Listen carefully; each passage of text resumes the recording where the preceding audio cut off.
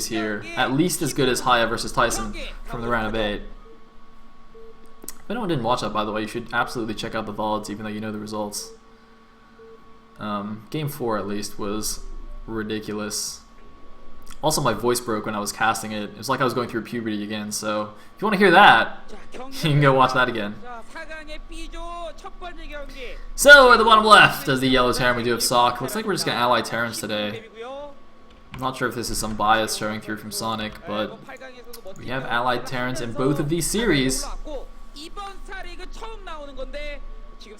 And there is Ssak. Looks like Sak's a mouth breather like Haya. Oh no, maybe not. Maybe not. Anyway, he's going to be here at the bottom left as the yellow Terran. And his opponent, Sir Killer, will be at the bottom right as the red Zerg. We are, once again, on Wind and Cloud. So, I don't actually know too much about either of these player styles, to be honest. I don't know, I mean, Killer occasionally shows up in the FPV on Snipe a lot. Ssak, of course, only recently joined the Africa scene, so I haven't really seen his first-person view at all. That would be interesting. I think I've seen it maybe once. Anyway. Killer is, of course, scouting vertically with his first Overlord as a standard on this map due to the symmetry. Ssak, meanwhile, looks like he's actually walling at the natural, which is interesting. I'm not sure if you can make a link-type wall there, but it looks like you can, actually, with 2 depots and a barracks. So I assume that's just to go for a 1-Rax expand behind it.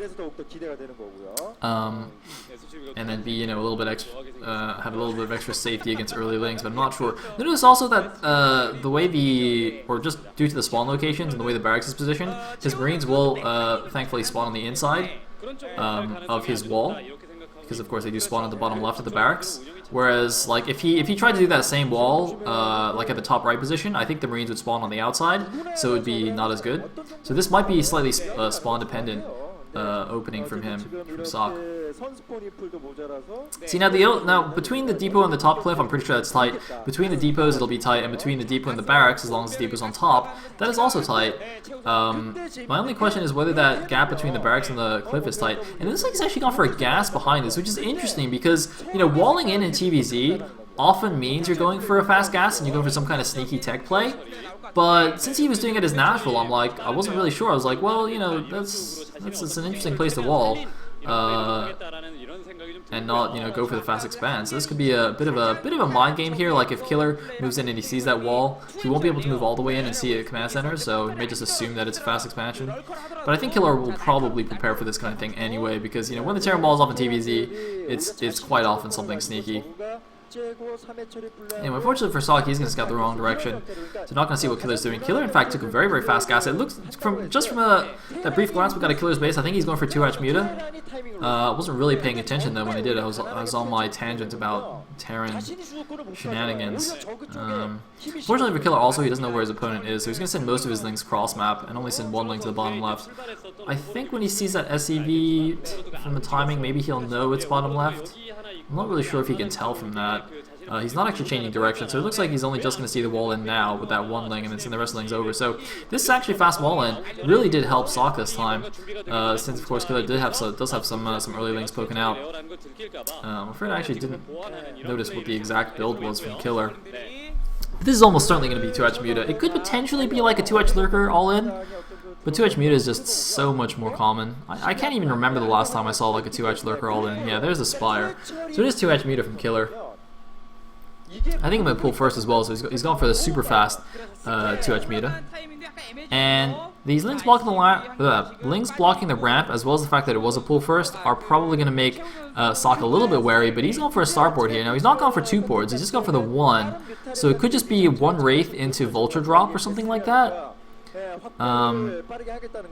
Either way, it's going to be quite interesting. He's also getting an armory. I think he expects the 2H Muta, so he's also going to follow this up with some Valkyries, which is very, very interesting. I don't know if that was part of his original plan, or just a response to what is almost certainly 2H Muta. I mean, of course, he hasn't seen the Spire, but, it's highly likely that that's what's going on here.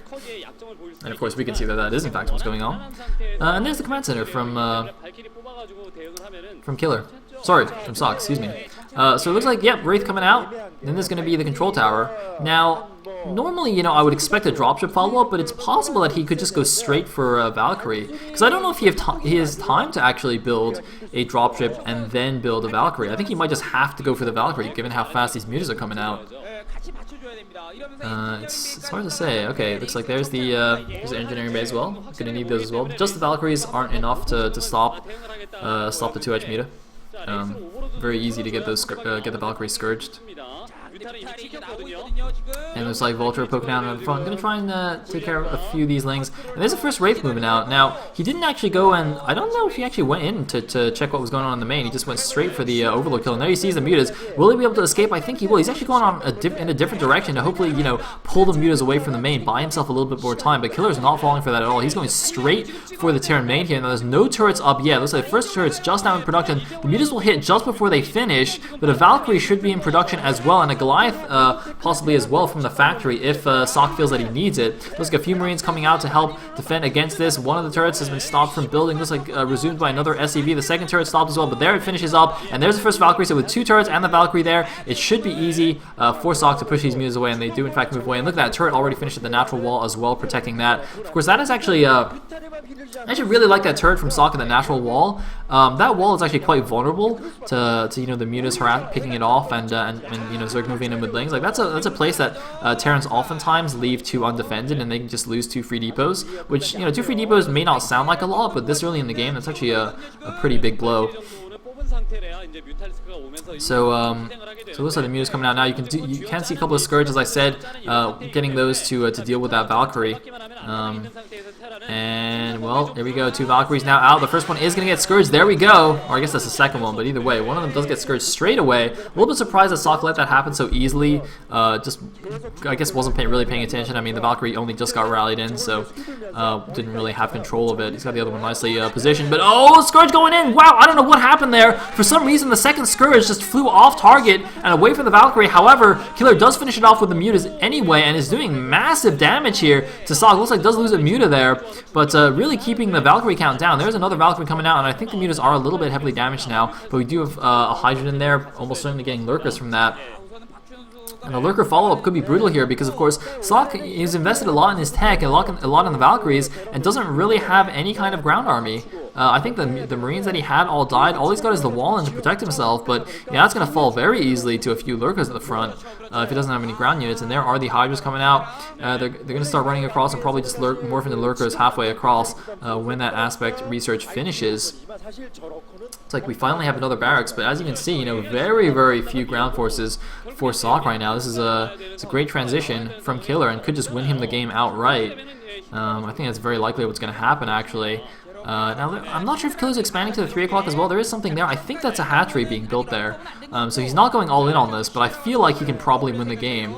You know, even without going all in. I mean, there's no bunker at the front, just a couple of Marines there. The mutas by themselves could just pick that off. And Ssak is looking in real bad shape. It looks like he's not even going to wait for the lurkers. Oh my god, he actually got Hydra speed! He went for Hydras instead! Wow! Man, I was wondering if that might be what he's going for, but I really thought he would just go for the lurkers, but it looks like the Hydras will be enough! And there we go, he's just moving in with the Hydras! He's actually just going to kill him with Hydras. He's like doing what Zealot did against Ample to advance through the group stage here. Really good stuff. And I don't really see any way for these for Ssak to actually stop this. I mean, even if the bunker finishes, Hydras actually kill bunkers really fast. So yeah, I don't really... Well, actually, it looks like with the mass repair, Killer's going to pull back a little bit here.